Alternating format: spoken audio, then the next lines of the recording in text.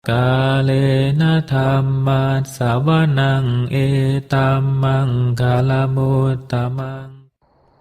Part 24. Judul buku Bunga Rampai Ceramah Dhamma Retret Intensif Meditasi Satipatthana oleh Sayadaw U. Zatila di ISMC Bakom Indonesia 1 Maret sampai 7 April 2020. Penerjemah Bahasa Indonesia Sayalai Wajiranyani. Penyunting Bahasa Indonesia Pyong Tet Mui. Rancang sampul dan foto sampul tim Yasati. Cetakan pertama Oktober 2022. Hak cipta copyright 2022 Yayasan Satipatthana Indonesia Yasati. Penerbit Yayasan Satipatthana Indonesia. Layanan pembaca Indonesia Satipatthana Meditation Center ISMC Jakarta, Jalan Nusaraya, Blok AA1, Nomor 1, Citra 1 Extension, Kalideres, Jakarta Barat, Indonesia. Indonesia Satipatthana Meditation Center ISMC Bakom, Dusun Baru Limus, Kampung Bakom, Kelurahan Cikancana, Kecamatan Sukaresmi, Kabupaten Cianjur, Puncak, Jawa Barat, Indonesia.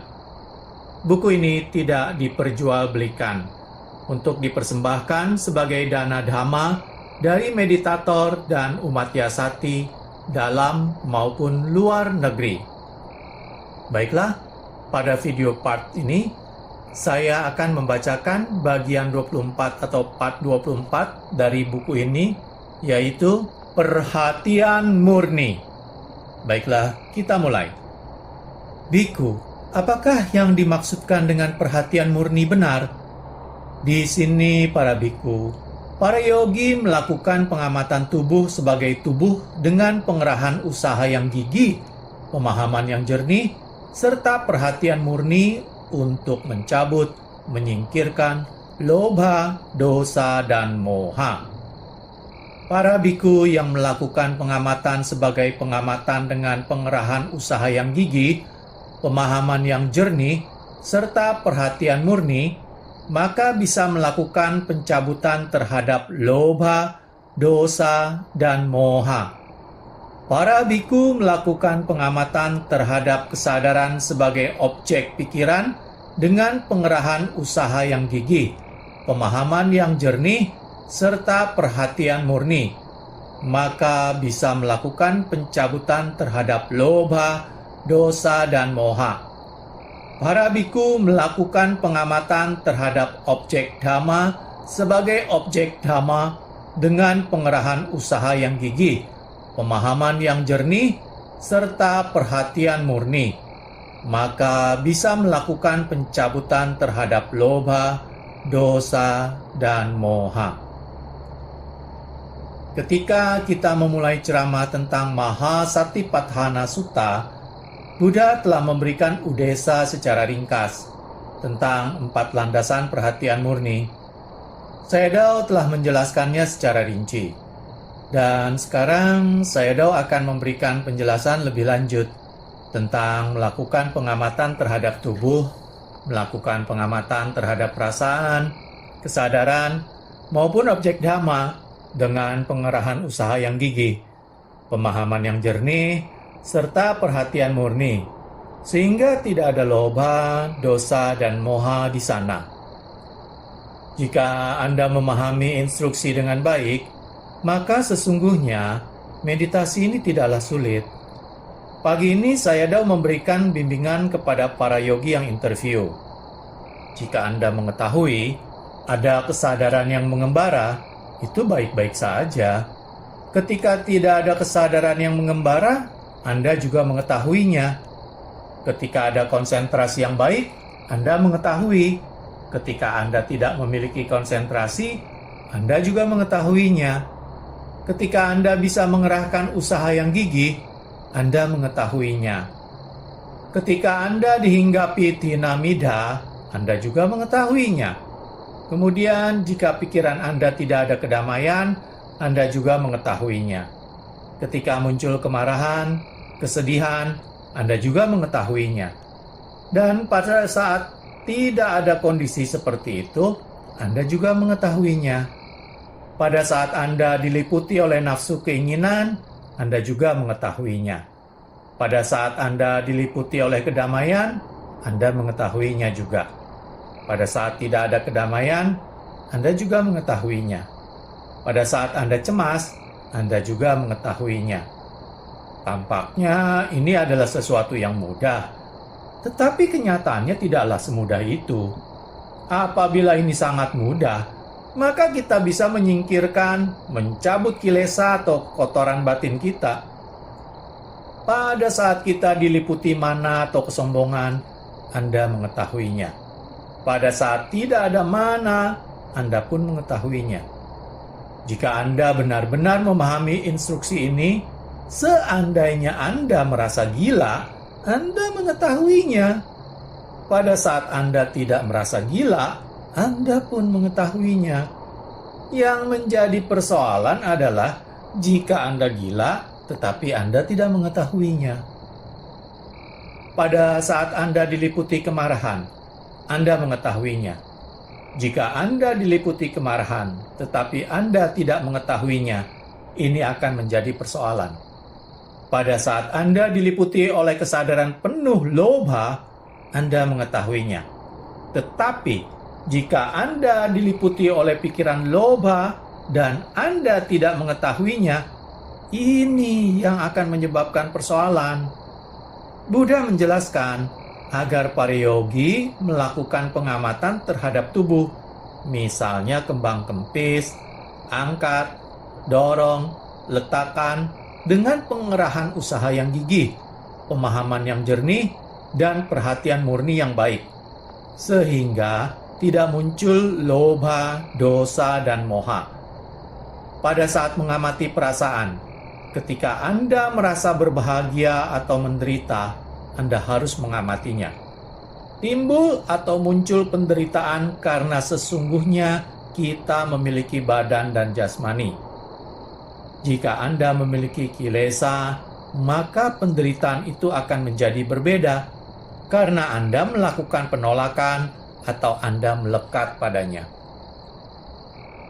Para Buddha dan Arahat masih memiliki penderitaan, yaitu penderitaan jasmani.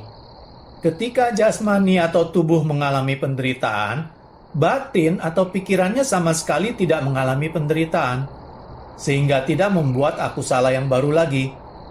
Para yogi ketika mengalami penderitaan, timbul ketidaksukaan padanya, sehingga memunculkan loba, dosa, dan moha. Demikian pula, ketika Anda menyukainya, Anda menginginkan lebih dan lebih, sehingga memunculkan loba, dosa, dan moha. Sesungguhnya, apakah perasaan itu perasaan yang menyenangkan ataukah perasaan yang tidak menyenangkan? Hanyalah harus diamati saja. Demikian pula, ketika melakukan pengamatan terhadap kesadaran, hanya harus mengamatinya saja. Entah itu kesadaran yang mengembara atau berpikir. Kalau Anda hanya mengamati saja, maka tidak akan memunculkan loba, dosa, dan moha. Demikian pula terhadap penglihatan atau pendengaran. Yang dimaksudkan dengan perhatian murni yang benar adalah melakukan pengamatan seperti apa adanya. Jika praktek meditasi Anda telah mengalami kemajuan, maka kesadaran yang mengembara, kesadaran yang berpikir, tidak usah Anda harapkan pun mereka akan berkurang. Secara otomatis mereka akan berkurang dengan sendirinya. Perhatian murni yang benar adalah melakukan pengamatan terhadap tubuh, perasaan, kesadaran, dan objek secara umum.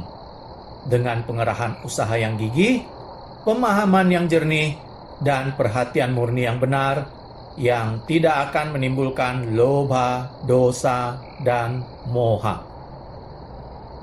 Jika praktek Anda telah mengalami kemajuan, Anda akan mengetahuinya. Pada saat Anda melakukan pengamatan terhadap tubuh, maka di sana tidak akan memunculkan loba, dosa, dan moha. Pada saat Anda melakukan pengamatan terhadap perasaan, juga tidak akan memunculkan lobha, dosa, dan moha. Mereka hanya diamati, lalu berakhir. Demikian pula pada waktu melakukan pengamatan terhadap kesadaran atau objek-objek secara umum. Buddha menjelaskan bahwa kita harus melakukan pengamatan terhadap tubuh, perasaan, kesadaran, atau objek umum dengan perhatian murni yang benar. Bhikkhu, apakah yang dimaksudkan dengan konsentrasi benar? Buddha menjelaskan, para bhikkhu yogi, ketika mempraktekkan meditasi, jika ada konsentrasi yang baik, maka akan bebas dari kama vittaka atau akusala, memiliki piti sukha. Ini adalah tentang jhana. Di sini kita mempraktekkan vipassana. Pada saat memiliki konsentrasi yang baik, kita akan terbebas dari niwarana kilesa. Pikiran akan menjadi tenang, bahagia, dan bisa berdiam di objeknya. Misalnya gerakan kembang kempis. Ketika konsentrasi menjadi baik, maka kesadaran bisa berdiam pada objeknya. Ketika Anda memiliki perhatian murni dan Anda memiliki konsentrasi yang baik, Anda akan mampu melihat batin dan jasmani ini selalu berubah. Ada anicca, dukkha, dan anatta. Samadhi ini sendiri sesungguhnya memiliki banyak tingkatan. Tetapi di sini, Sayadaw tidak bisa menjelaskan secara terinci. Sayadaw akan menjelaskan secara ringkas. Yang dimaksudkan dengan samadhi adalah konsentrasi, yaitu ketika kita bebas dari niwarana kilesa. Misalnya, mengamati gerakan kembang kempis atau pada saat melakukan meditasi jalan, kita bisa sampai pada objeknya. Itulah yang dimaksudkan kita memiliki konsentrasi yang baik atau konsentrasi benar. Buddha menjelaskan, inilah cara untuk menghentikan penderitaan, yaitu jalan mulia berluas 8, yang terdiri dari 1. Sammaditthi, pengertian benar. 2. Samma sankappa, pikiran benar. 3. Samma wacca, ucapan benar. 4. Samma kammanta, perbuatan benar. 5. Samma ajiwa, mata pencaharian benar. 6. Samma wayama, usaha benar. 7.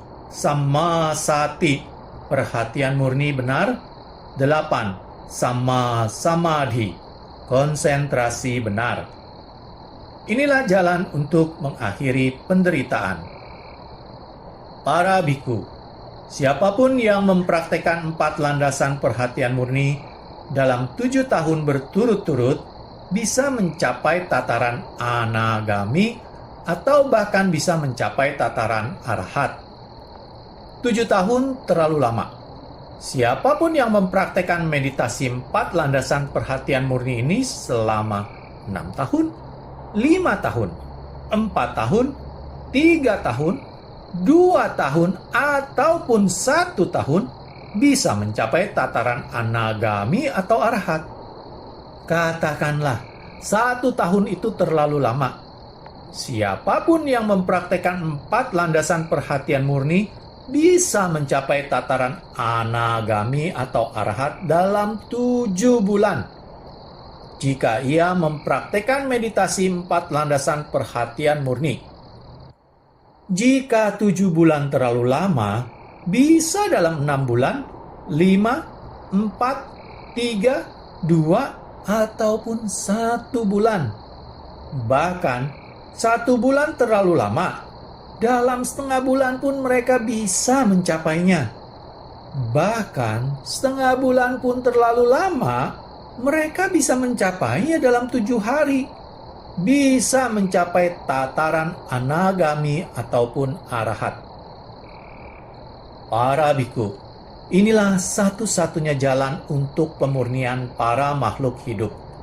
Untuk melenyapkan duka cita, ratap tangis, penderitaan fisik, penderitaan mental, untuk mendapatkan pengetahuan yang sejati, serta untuk mencapai nibbana dengan mempraktekkan 4 landasan perhatian murni.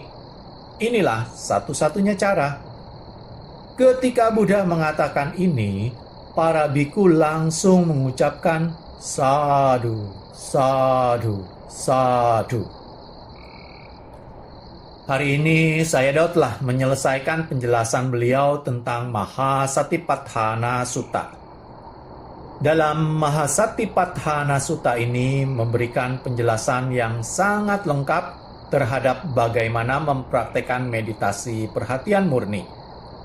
Buddha mengajarkan Mahasatipatthana Sutta ini secara rinci, termasuk di dalamnya beliau mengajarkan tentang 4 kebenaran mulia. Jika Anda benar-benar memahami bagaimana cara mempraktekkan meditasi ini, Anda akan bisa melihat manfaatnya. Orang sekarang banyak yang mempertanyakan, apakah bisa menjadi atau mencapai tataran Sotapanna, Sakadagami, Anagami, ataupun Arahat?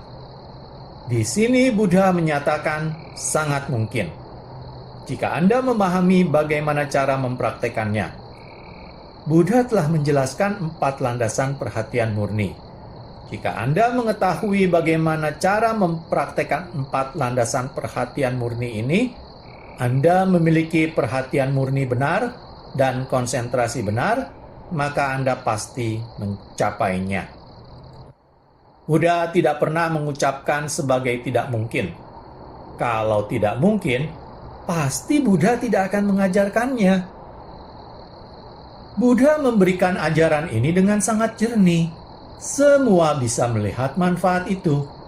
Ketika Anda memiliki kemampuan, maka tidak ada seorang pun yang bisa menghentikan laju kemampuan meditasi Anda.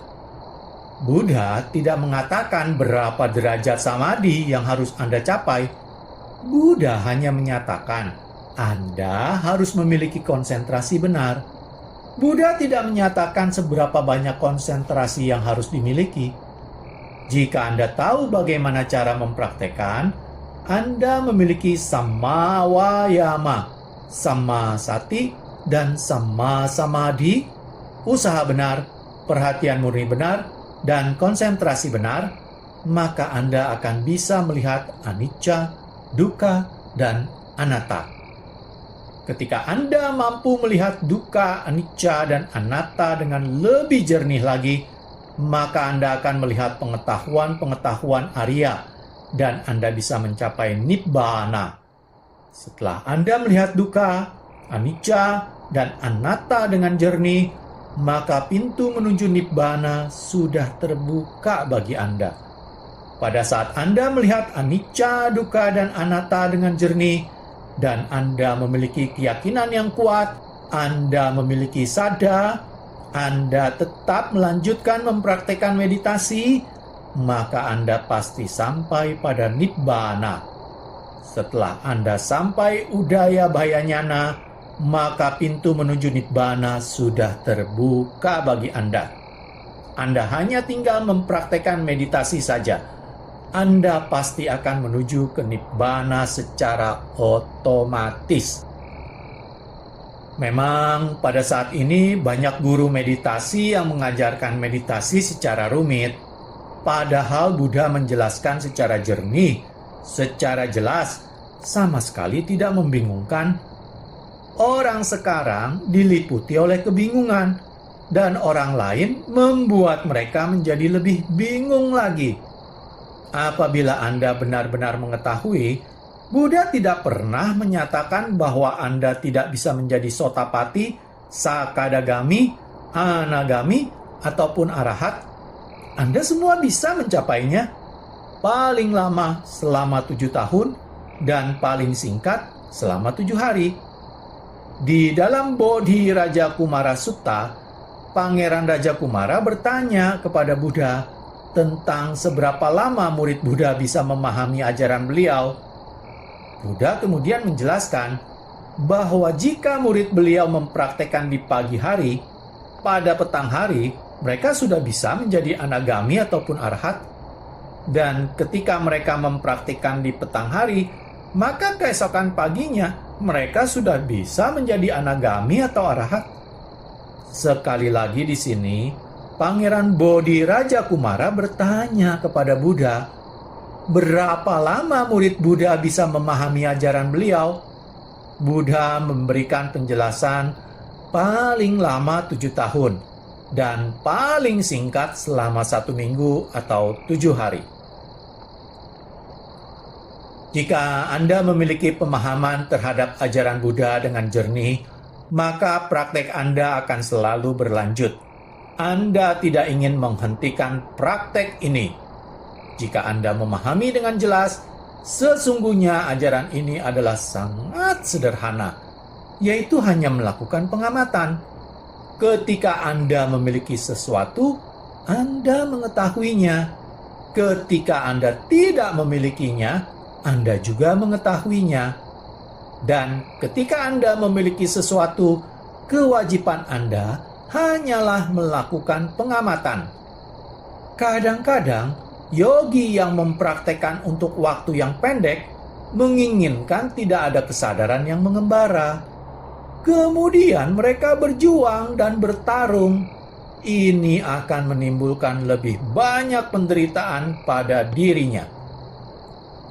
Seharusnya Anda duduk selama 1 jam. Anda membuat keputusan yang mantap, yang kokoh. Apapun yang muncul, Anda akan hanya melakukan pengamatan saja.